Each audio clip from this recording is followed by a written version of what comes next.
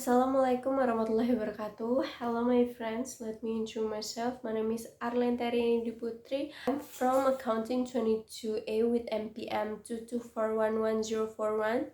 Today, I wanna tell you about pelaksanaan audit, evaluasi, dan bukti audit. Oke, kita lanjut ke materinya.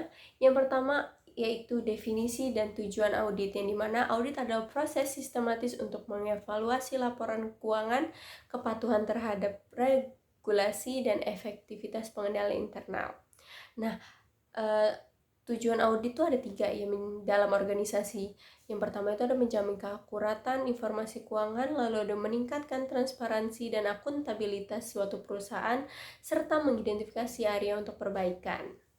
Nah, sebelum melakukan audit, si auditor itu akan membuat perencanaan dulu. Nah, perencanaan itu sangat penting yang dapat membantu mengarahkan audit untuk mengidentifikasi resiko lebih awal. Nah, ada langkah-langkahnya. Yang pertama, penentuan tujuan dan ruang lingkup, yang dimana menetapkan apa yang akan diaudit dan tujuan dari audit tersebut. Lalu mengidentifikasi resiko, yang dimana menilai resiko yang mungkin mempengaruhi laporan keuangan dan menargetkan apa resiko yang tertinggi. Lalu ada alokasi sumber daya, yaitu menentukan tim auditor, waktu, dan anggaran yang diperlukan. Lalu ada pengumpulan bukti. Ada jenis bukti audit, itu ada bukti fisik seperti dokumen, seperti faktur, kontrak, dan laporan keuangan. Nah, yang kedua ada observasi, yang dimana auditor itu akan mengamati proses dan prosedur untuk memastikan kepatuhan.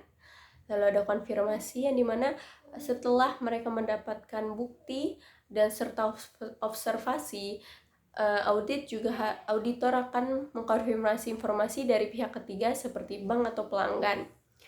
Lalu ada analisis, yang dimana menganalisis data keuangan untuk mengidentifikasi anomali atau ketidakberesan. Nah, sesudah bukti fisik, observasi, dan konfirmasi, baru bisa auditor menganalisis. Lalu ada metode pengumpulan bukti dari segi wawancara, survei, dan pengajuan transaksi.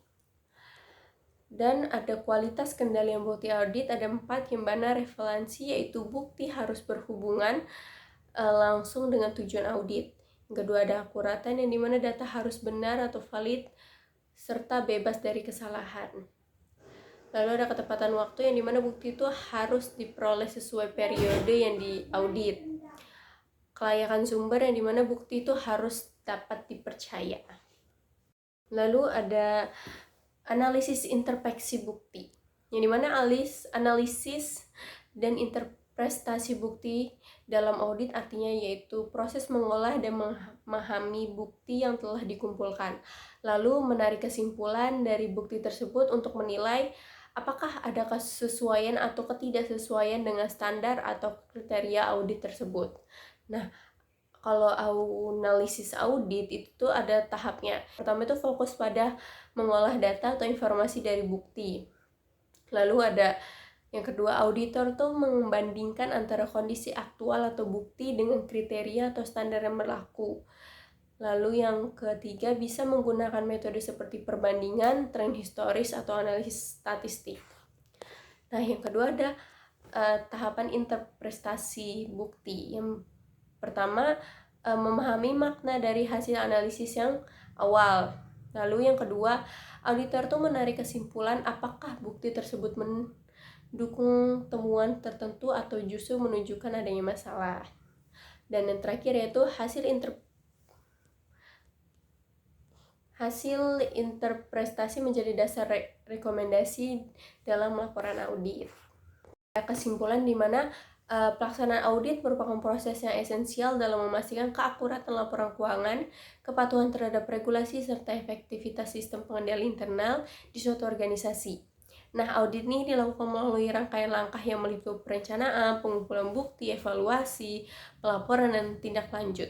Dengan adanya audit yang baik, organisasi dapat meningkatkan transparansi, akuntabilitas, dan mengidentifikasi area untuk perbaikan. Kualitas bukti audit yang dikumpulkan sangat penting, dan analisis serta interpretasi bukti menjadi kunci dalam menarik kesimpulan yang mendukung rekomendasi perbaikan. Okay, thank you for watching. See you in the next video. Wassalamualaikum warahmatullahi wabarakatuh.